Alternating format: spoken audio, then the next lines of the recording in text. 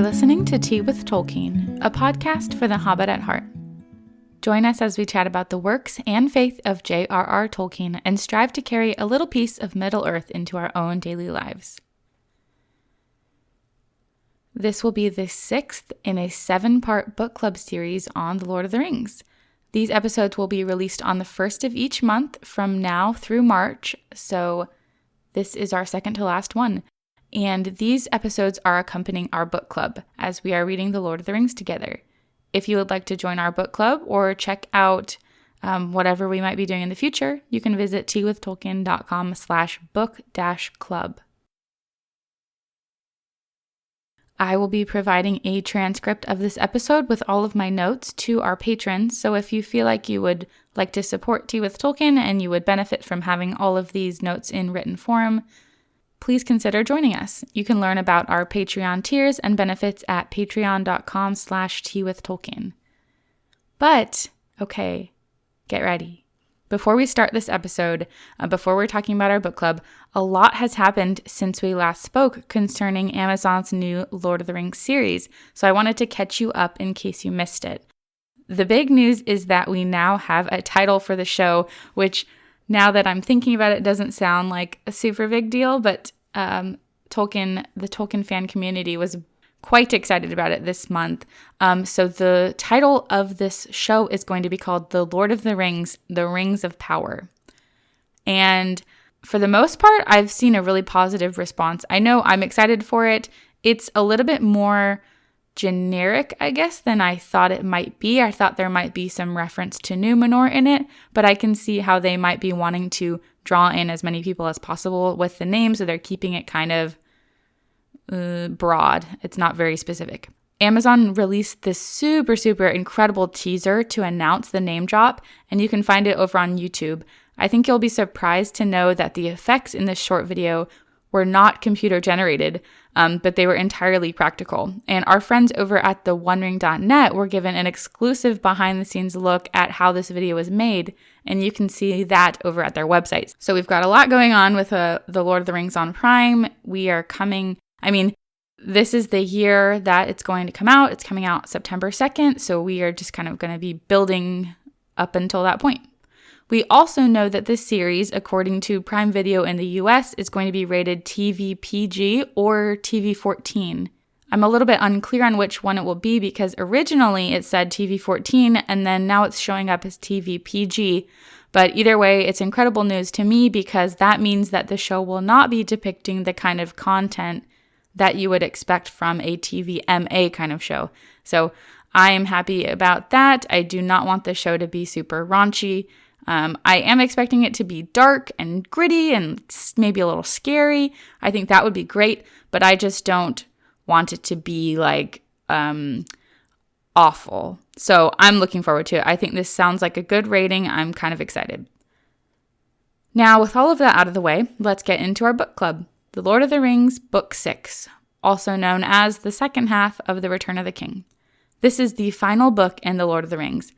But not the final part of this podcast series because we will be actually back on March 1st to do a Lord of the Rings in 1 recap episode, and I'm super excited about that. Book 6, Chapter 1, The Tower of Cirith Ungol. In this book, we begin where we left off with Frodo and Sam at the end of the Two Towers. So Book 5 didn't really have much to do with them at all, so now we're kind of back where we left off.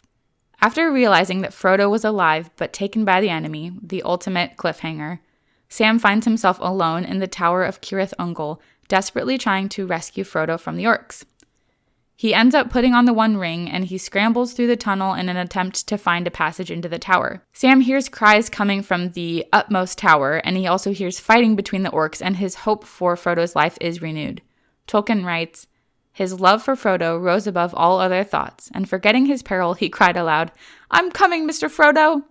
As Sam wears the ring, he already feels the weight and the presence of Sauron bearing down upon him. As he draws closer to Mount Doom, the power of the ring is growing, and he's tempted to claim it for his own. However, strengthened by his love for Frodo and his plain hobbit sense, he is able to resist it quite well.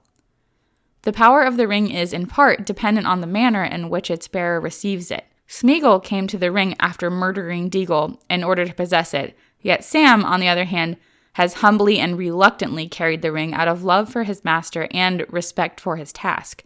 So while Smeagol was quickly overcome by the ring's power, Sam is really able to resist it a lot better than Smeagol was. Tolkien writes, "In that hour of trial, it was the love of his master that helped most to hold him firm. But also, deep down in him lived still unconquered his plain hobbit sense. He knew in the core of his heart that he was not large enough to bear such a burden. The one small garden of a free gardener was all his need and due, not a garden swollen to a realm. His own hands to use, not the hands of others to command. So carrying the star glass of Galadriel, he's able to get past the Watchers, and he begins to climb the stairs of this great, great tower. He climbs flight after flight until eventually he comes to a dead end.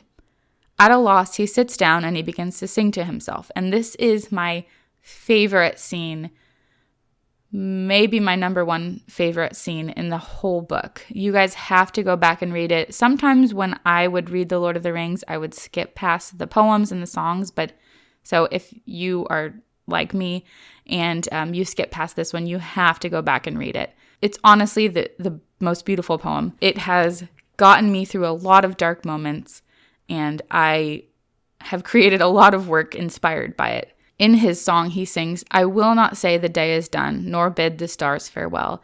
And that's such a beautiful message of holding on to hope.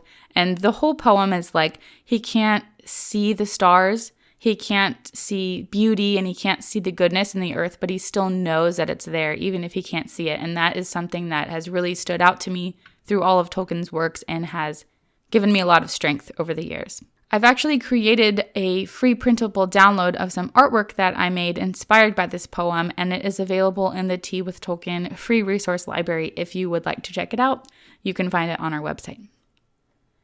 As Sam finally finds Frodo lying in a hidden tower, he reveals that he had taken the ring and carried it for him. Frodo is upset, but also relieved to know that the enemy doesn't have the ring. Frodo demands that Sam returns the ring to him, and then Sam proposes that maybe they could share the burden of the ring, but this makes Frodo super mad. However, he calms down and apologizes, and then together they flee from the tower and they begin the last gasp of their journey to Mount Doom. Chapter 2, The Land of Shadow. Together, Frodo and Sam begin to cross through the Land of Shadow, narrowly escaping the gaze of the Nazgul and a sudden rush of orcs and horsemen. They are desperately tired and thirsty, and the weight of the ring upon Frodo has become unbearable. To ease their burdens, they end up casting off their orc mail, and Sam gives his elven cloak to Frodo. As they journey across the broken earth, they see a growing light and a change in the sky, and they sense that the war isn't going well for Sauron. This brings them a little bit of hope, even though they are in such a hopeless land.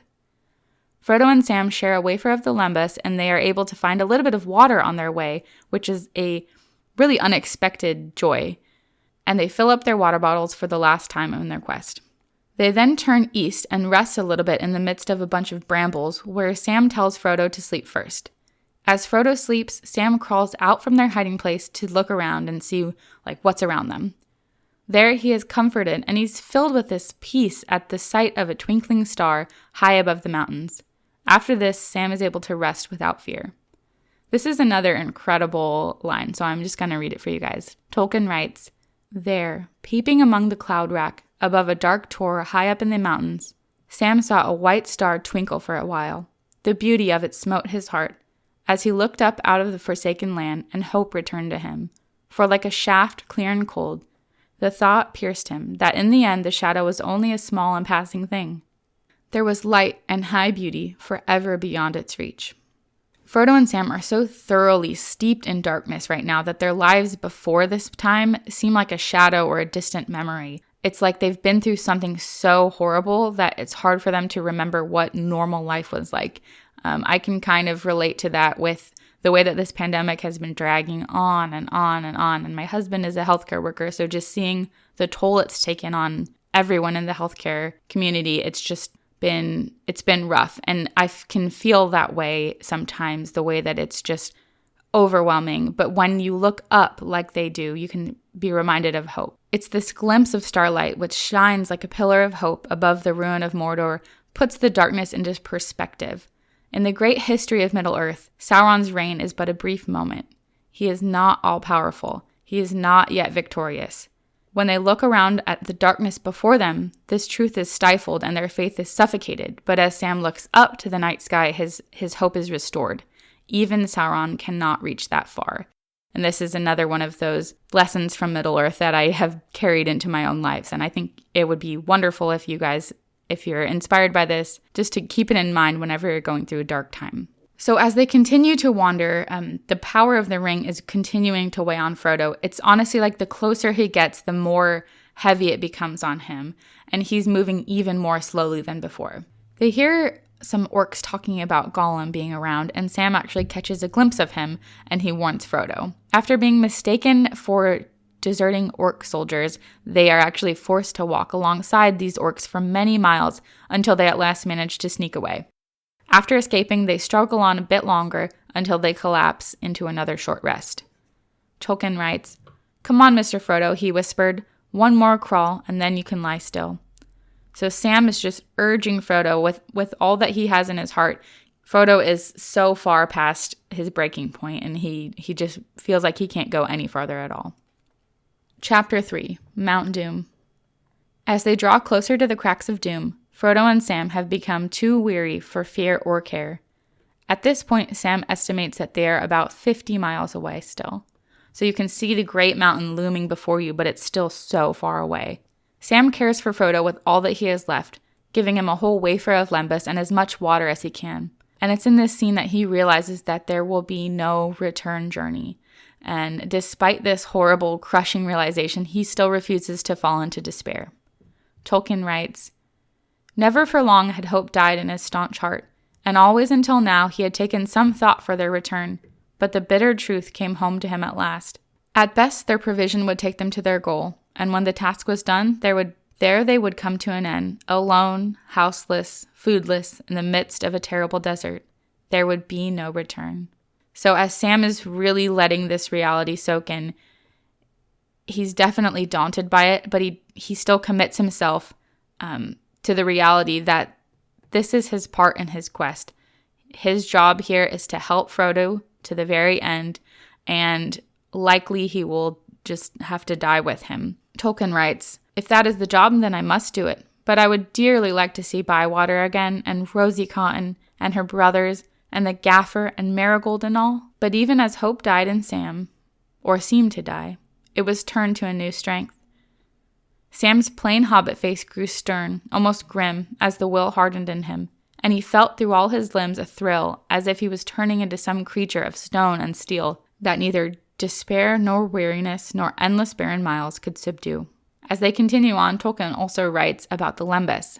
The Lembas had a virtue without which they would have long ago lain down to die. Recognizing Frodo's desperate weariness, Sam offers once again to carry the ring for Frodo.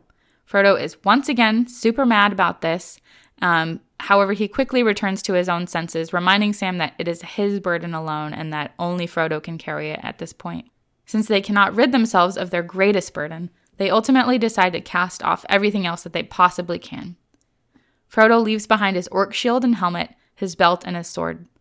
"There," he says, "I'll be an orc no more, and I'll bear no weapon, fair or foul. Let them take me if they will." And I want you to keep this quote in mind as we get to the end of this book, because I think that it is important. Sam emptied his pack of everything that they no longer had need for, including the most devastating part, his cooking gear. Tolkien writes, "Hardest of all was it to part with his cooking gear. Poor Sam. Tears welled in his eyes at the thought of casting it away. With that, he carried all the gear away to one of the many gaping fissures that scored the land, and he threw them in.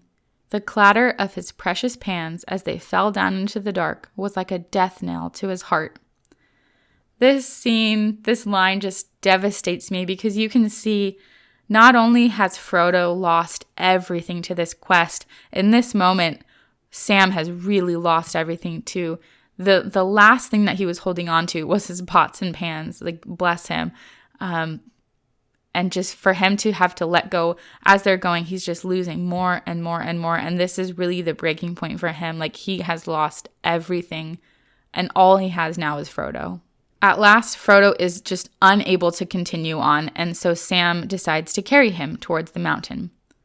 Tolkien writes, "Come, Mr. Frodo," he cried. "I can't carry it for you, but I can carry you and it as well. So up you get. Come on, Mr. Frodo, my dear. Sam will give you a ride. Just tell him where to go, and he'll go." And at this point, so now Sam is carrying Frodo, but Sam doesn't really have a clear picture of where he's going. So there's a lot of confusion and uncertainty in Sam's heart right now. He's moving forward, but he doesn't know exactly where to go because since this is Frodo's quest, he's kind of been depending on Frodo for guidance. And so even though he has a little bit more strength than Frodo, he's still feeling really lost right now.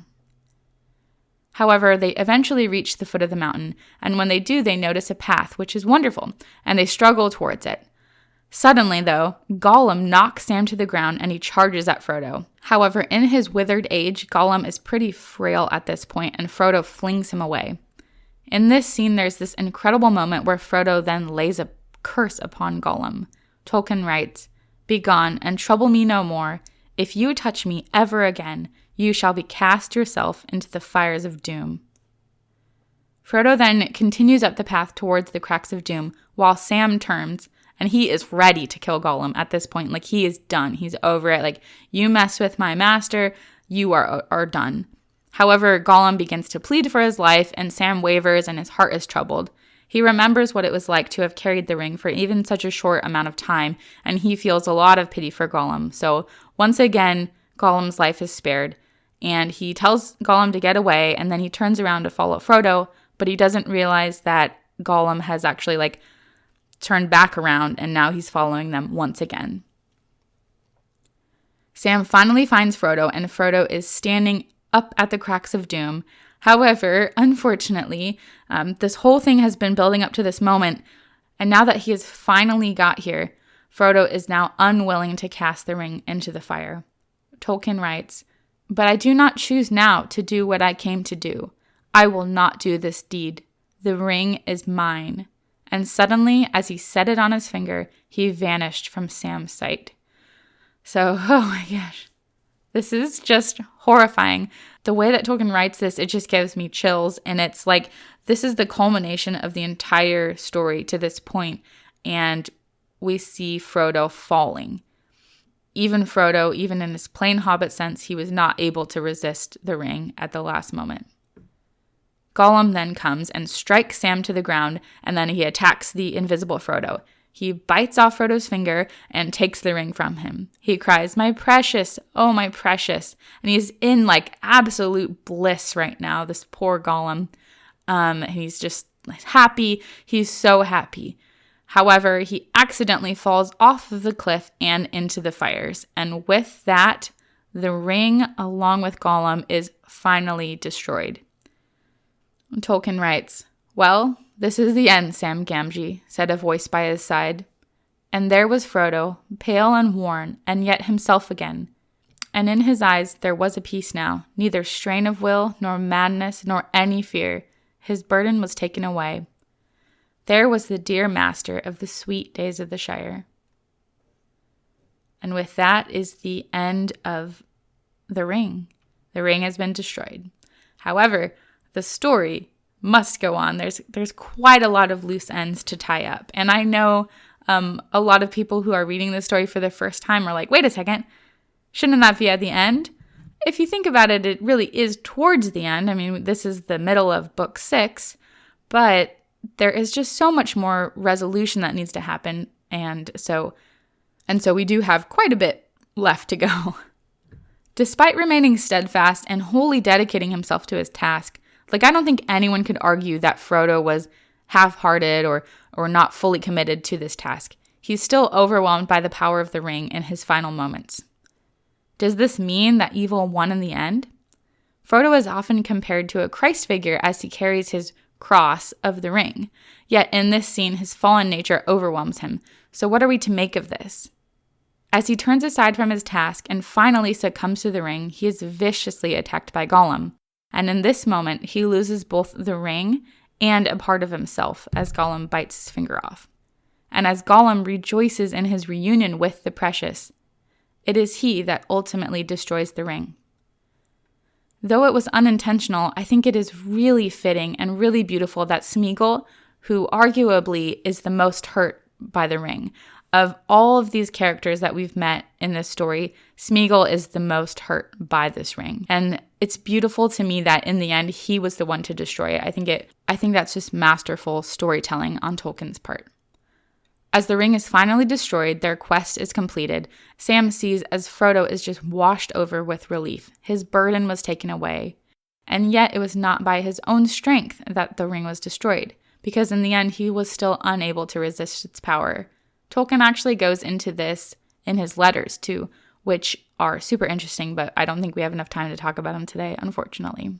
When Frodo fails, when humanity fails, Providence picks up and carries on. In the end, it was fate, or Providence, the unspoken god of Middle-earth, who we know as Iluvatar. It's the will of Iluvatar at work that brought about the destruction of the ring. It is then in this moment that Frodo recalls to Sam Gandalf's words from way back in the Fellowship of the Ring. Tolkien writes, "But do you remember Gandalf's words? Even Gollum may have something yet to do. But for him, Sam, I could not have destroyed the ring. The quest would have been in vain, even at the bitter end. So let us forgive him, for the quest is achieved, and now all is over. I am glad you are here with me, here at the end of all things, Sam." Chapter 4, The Field of Cormallen. In this chapter, we go back to the gates of Mordor, where the men of the West have made their last stand against Sauron. The eagles are coming, the eagles are coming. The hosts of Mordor looked up and wondered what this sign might mean. As the eagles join the final battle between the men of the West and the forces of Mordor, a terrible call is heard from the Dark Tower. The ground begins to shake, filling the hosts of Mordor with terror. And then the Dark Tower wavers and falls, and the Black Gate crumbles. "The realm of Sauron is ended," said Gandalf. "The Ringbearer has fulfilled his quest." I'm just crying all the time about Tolkien, I'm sorry. Gandalf calls to Gwaihir, who is the lord of all of the great eagles, asking him to bear him to Mount Doom. Tolkien writes, "Twice you have borne me, Gwaihir, my friend," said Gandalf. "Thrice shall pay for all, if you are willing." Meanwhile, at the Cracks of Doom, Sam urges Frodo to move away from the fire and down the path, because the fire is erupting and it's suddenly apparent that they are going to possibly perish in the fire as well as Gollum. So Sam is like, "Please, let's move. Let's get down. Let's get as far away as we can." At last, they can go no further, and they stand on an island amidst the flames. Gwaihir finds them and carries them away from Mount Doom. Now, when Sam awakes, he finds himself safely in Ithilien.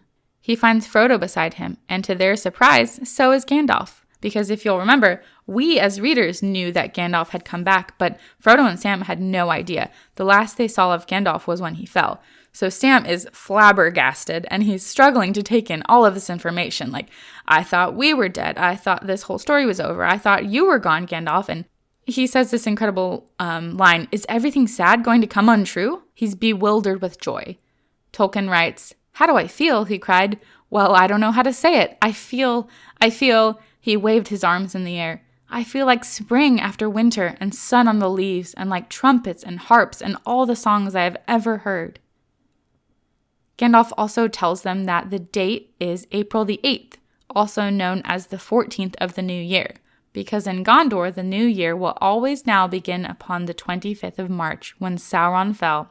And Gandalf then tells the hobbits that the king is waiting them. Sam is once again overwhelmed at the idea that the king would want to see them. He really doesn't seem to have a clear idea of what he just accomplished or what he just helped Frodo accomplish, how big of a deal this was. Sam is so sweet because then he's like, "Oh, I'm going to see the king. Oh, what will I wear?" is his first thought. And Gandalf replies that they shall wear the clothes that they wear on their paths to Mount Doom, because, as Tolkien writes, "Even the orc rags that you bore in the Black Land, Frodo, shall be preserved. No silks and linens, nor any armor or heraldry could be more honorable." Gandalf also returns the Phial of Galadriel to Frodo and Sam's little box of earth to him. When they come to the Field of Cormallen, Tolkien writes that swords were unsheathed, and spears were shaken, and horns and trumpets sang, and men cried with many voices in many tongues, "Long live the halflings! Praise them with great praise."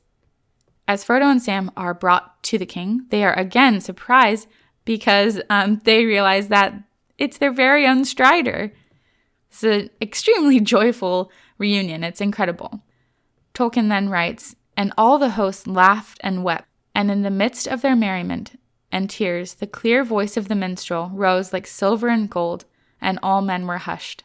And he sang to them, now in the elven tongue, now in the speech of the West, until their hearts, wounded with sweet words, overflowed, and their joy was like swords, and they passed in thought out to regions where pain and delight flow together, and tears are the very wine of blessedness." The hobbits, including Merry and Pippin, are gifted great garments and held in high honor. They talk deep into the night with their old friends and prepare for the new day when the king will enter his gates with the rising of the sun. All things now have been made clean and new, down to their elvish cloaks which have been mended and cleaned of all stains. And even still in this moment of newness, they are not met by an unfamiliar king, but rather by a great friend that they've known for all of their journey. This chapter, to me, gives the same feeling that I imagine entering into heaven will be like. It's just so beautiful. It's a joy like swords. It's a piercing joy. This is, I think, a really beautiful illustration of the whole concept of eucatastrophe, because in this scene, you're just so happy I am so happy that I just can't help but start tearing up because it's so beautiful, but it just pierces your heart. I don't know how else to describe it. I'm not that good with words, but my guy Tolkien really is. Chapter 5, The Steward and the King. Meanwhile, back in Minas Tirith, the people of Gondor are awaiting the return of their soldiers, still gripped by fear and unaware that the war has been won. Arguing that she has been healed and she's pretty grumpy, Éowyn refuses to remain in the houses of healing. She requests to speak with the steward of the city, and she then meets Faramir, who is the steward of the city. Faramir quickly falls in love with Éowyn, because who wouldn't, except I guess Aragorn wouldn't. I'm sorry. So Faramir pretty quickly takes a liking to Éowyn because she's beautiful and fair. She has something about her that's just really special and unique and attractive. However, she's pretty reluctant to accept his affections. He asks her to walk around with him in the grass, and they begin to spend a lot of time together every day. After many days, this great shadow that had been looming on the horizon begins to fade, and the sunlight begins to come, and an eagle flies towards Minas Tirith, bringing tidings of their victory against Sauron. At this, Faramir takes up his duties as the steward, preparing for the king's coming, and he leaves Éowyn in the houses of healing, where she refuses to leave despite Éomer's pleading. So they're all asking her to go down to where they are and meet them, but she does not want to leave because she's being really emo.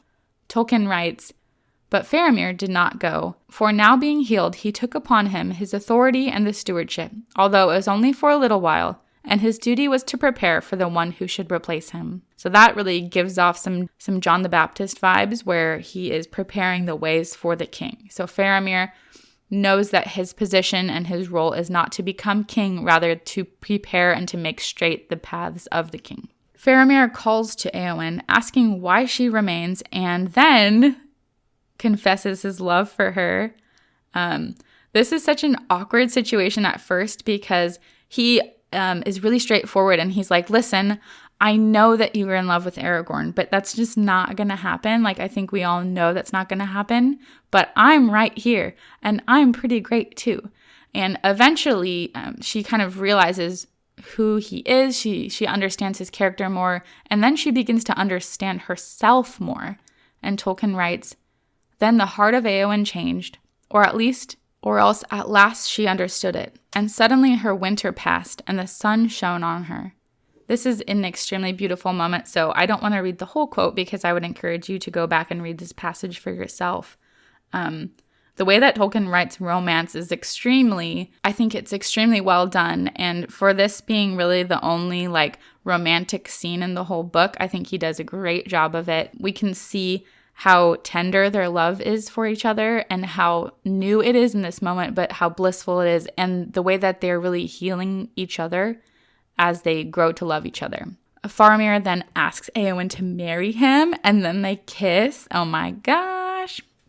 I love that Tolkien gives Éowyn this ending after she had been yearning and pining for Aragorn for so long and was suffering from this unrequited love, Tolkien takes the time to make sure that we know that Éowyn is really going to have a really good life after this, and through all of her suffering, she is going to be met with joy. Éowyn's desire for death in battle before a cage is not entirely unlike Denethor's. Both are rooted in mingled pride and fear, yet in what ways are they different? How do their fates differ in the end? How does Éowyn turn aside from seeking her own end and instead chooses to be a healer? After the death of her parents as a young girl, Éowyn and her brother were taken in by their uncle, King Theoden, and raised in his home. While she was greatly loved and well cared for, Éowyn grew up with this understanding of love that was rooted in valor and renown. As her brother and uncle rode off to battle, Éowyn was left behind to care for the people of Rohan, a charge of great responsibility and yet little glory. And after likely being promised as a reward by Saruman to Wormtongue, she is haunted by the power that he held over the mind of Theoden, and she fears most of all a cage. So when Éowyn meets Aragorn, she finds hope in his strength and authority, and she grows to love him, wishing never to be parted from him, but her heart is shattered when this love is unrequited. As the War of the Ring is finally upon them and all of the men are riding out to great battle, Éowyn has been pleading with Aragorn to allow her to follow him. And though he's really sorrowful to leave her behind, he can't allow her to come. He knows it's not his place, it's not what's best for her in his mind, and he doesn't think that's the right thing to do, so he's unable to do it. At this, she resigns herself to death in battle and disguises herself as Dernhelm. Merry recognizes in her the face of one without hope who goes in search of death. However, when she stands before the king of the Nazgul, an image of death itself, she finds courage in her love for Theoden, and she is victorious. Now, as she's in the Houses of Healing, even though she's been healed in body by the skill of Aragorn, the shadow of despair and a longing for death are still remaining over Éowyn. She's restless in the Houses of Healing. She feels like a prisoner, and she wishes that she could ride out to battle with the men. And it's with all of this in her heart that she meets Faramir. Faramir, who has also been wounded by the Nazgul, has remained in Minas Tirith, and as he sees Éowyn, he's pierced by her beauty and her sorrow, and though he pities her at first, he soon grows to understand her heart. And as they walk together, they begin to care for one another, although Éowyn does resist this for a time because she's clinging to the safety of her pride and the idea that renown is what she needs to keep her safe from what she fears most, which is a cage. "Look not to me for healing," she says to Faramir. Yet as he continues to grow in love for her, they unknowingly begin to heal one another. So the Houses of Healing isn't just about the actual doctor's office, we might say. They're really healing each other in this chapter. Éowyn resists Faramir's love, even going so far as to refer to him as friend, which is hilarious. Faramir gets friend zoned. As they're hanging out more, they're just being together more, they're getting to know each other more. They unintentionally find themselves holding hands as the shadow passes, which is super cute. As Faramir professes his love for Éowyn, she realizes that she doesn't need to seek joy in battle or glory or to strive to prove herself through valiant deeds.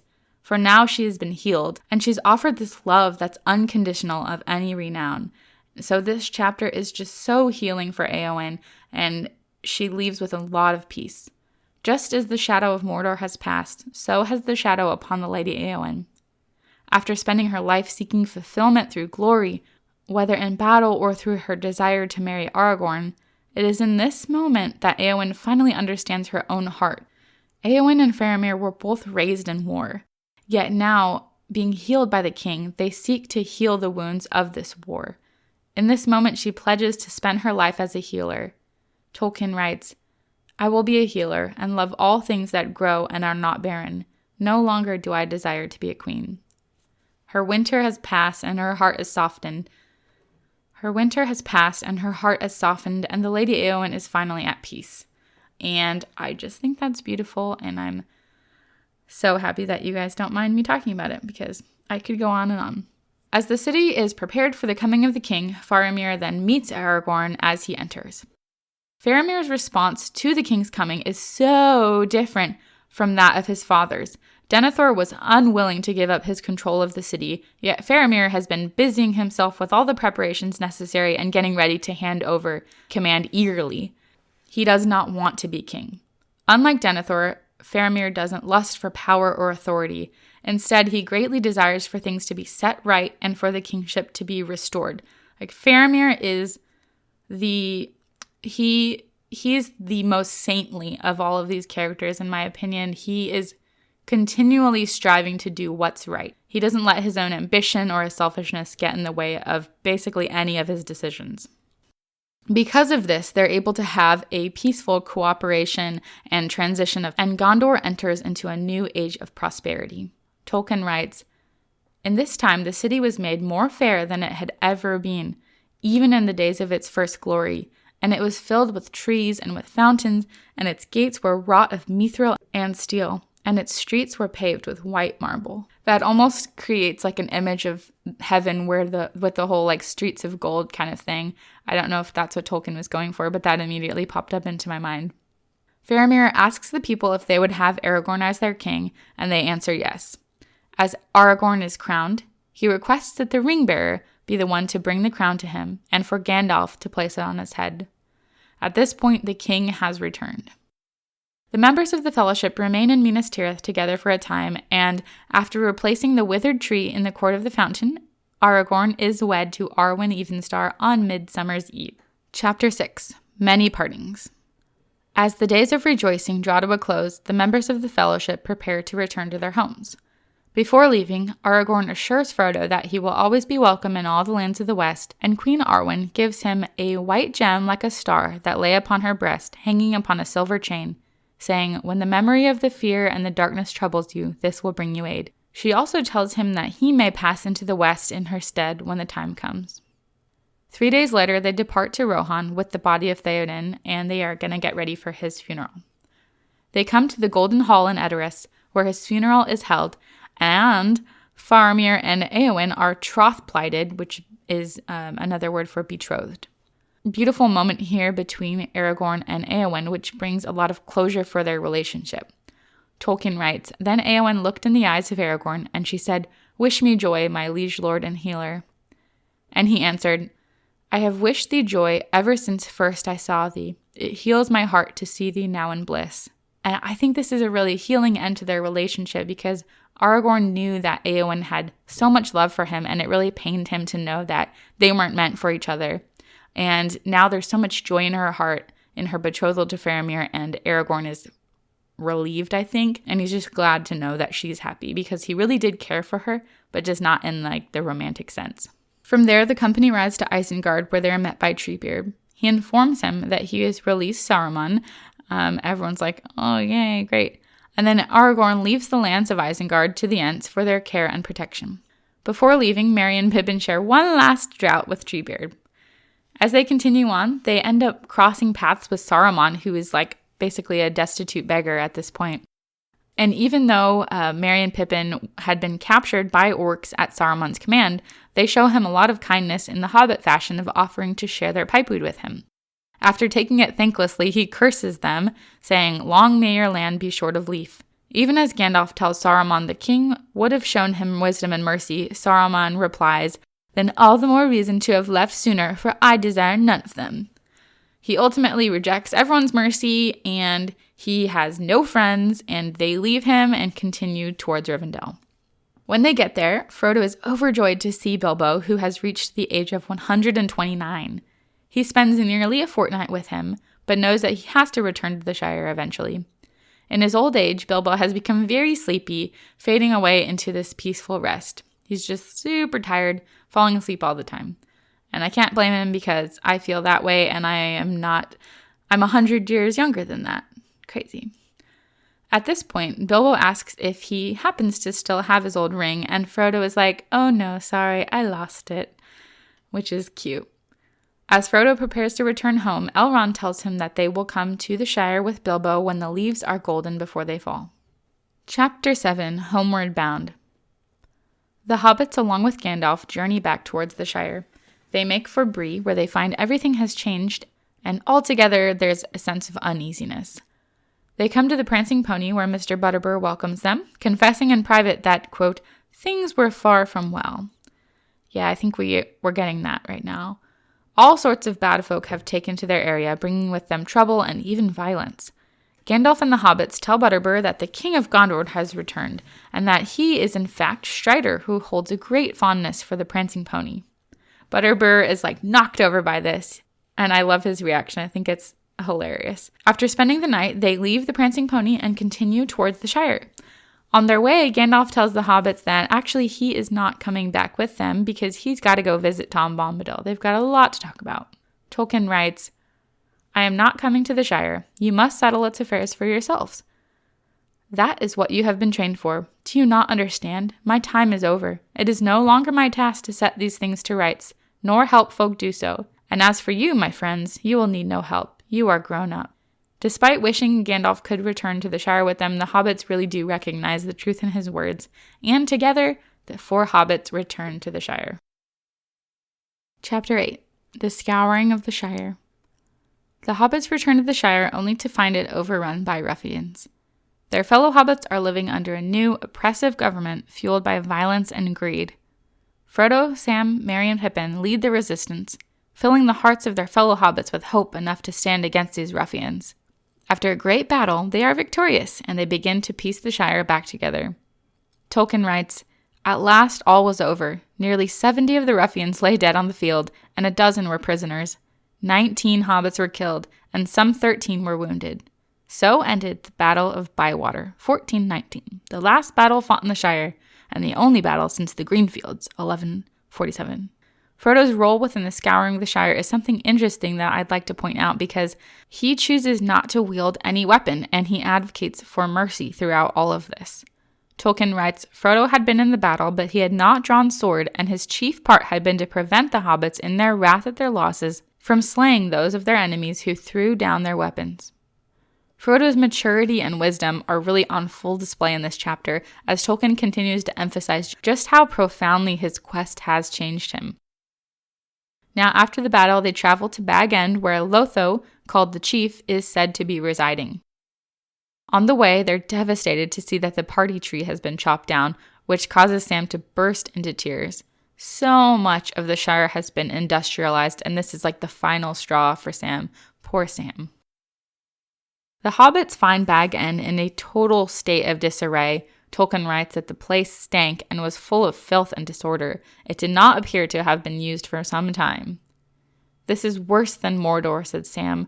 "Much worse in a way. It comes home to you, as they say, because it is home, and you remember it before it was all ruined."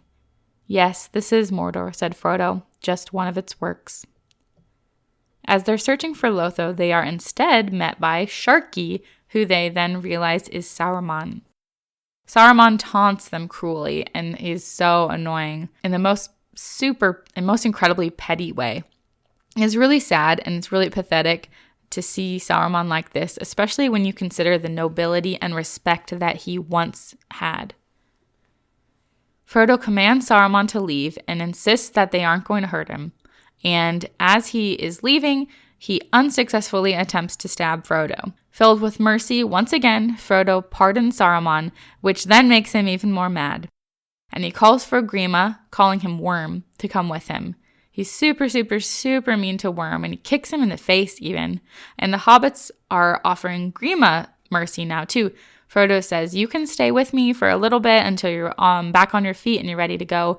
But Saruman is nasty and mean, and ultimately Grima gets basically pushed over the edge. He's so filled with rage, and he ends up killing Saruman in like a super graphic way. I was a little bit surprised this read around how graphic that was because I had forgotten that. But at this, though, the War of the Ring is finally over.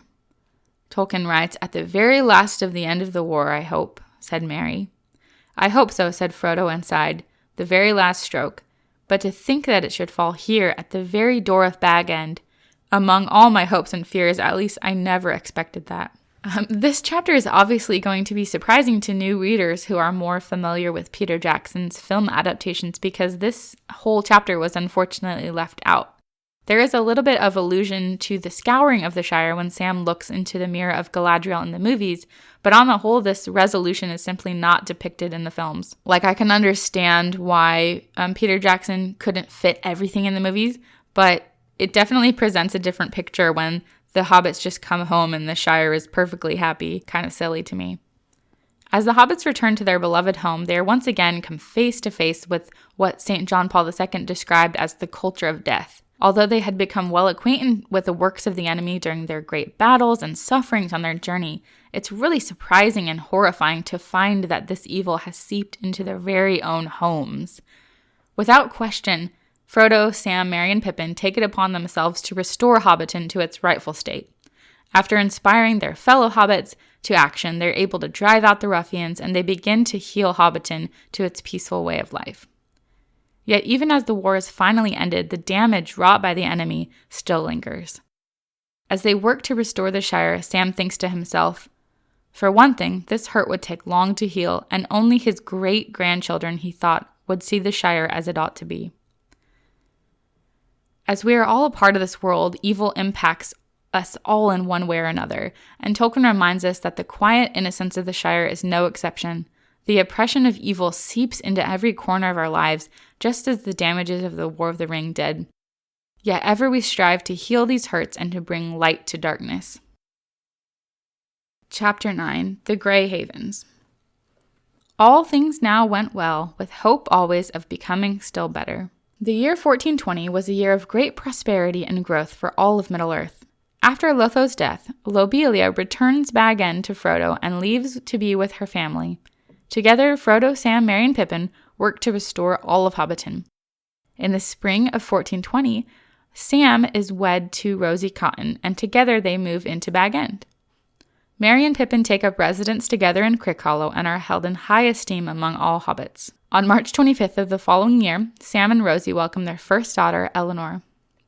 While the rest of Hobbiton is busy and with its newfound life and prosperity, Frodo continues to be very reserved, growing ill every March and October and kind of just hiding away.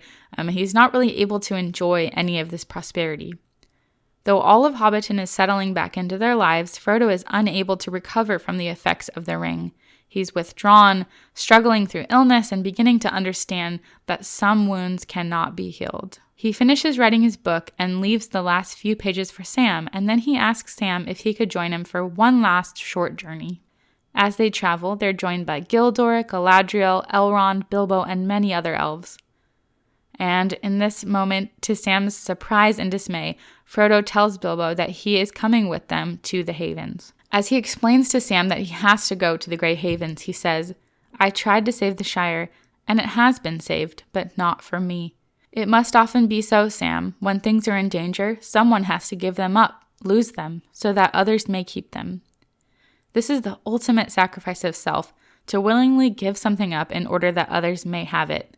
In Frodo's sacrifice, Tolkien echoes the words of John's Gospel, "No one has greater love than this, to lay down one's life for one's friends." Together, they ride on through the Shire and towards the Grey Havens. Gandalf meets them, and Merry and Pippin soon join them as well. Frodo says goodbye and boards the boat, sailing away out of sight.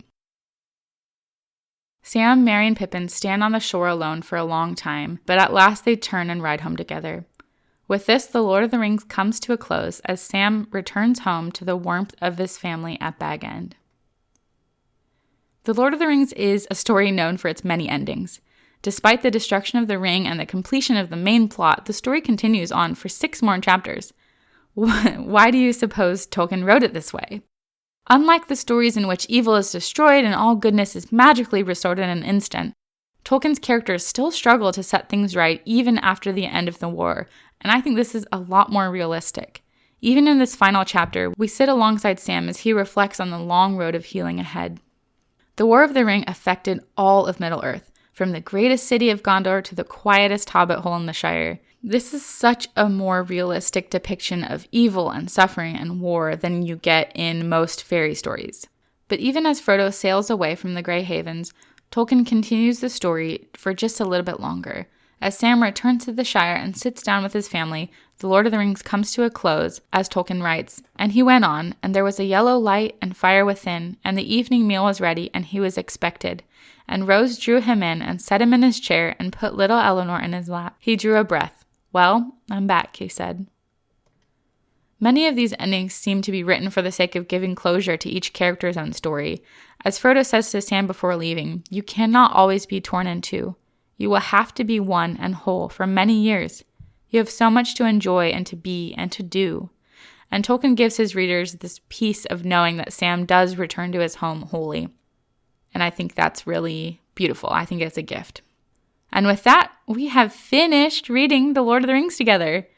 This was an incredible experience, and I hope you'd agree. No matter how many times I've read The Lord of the Rings, something new speaks to me with each reread, so I'm really appreciative of this opportunity to have read it all again with you and to have discussed it in our Discord. I will be back on March 1st with a special Lord of the Rings in One book club recap, and until then, I will see you in the Discord.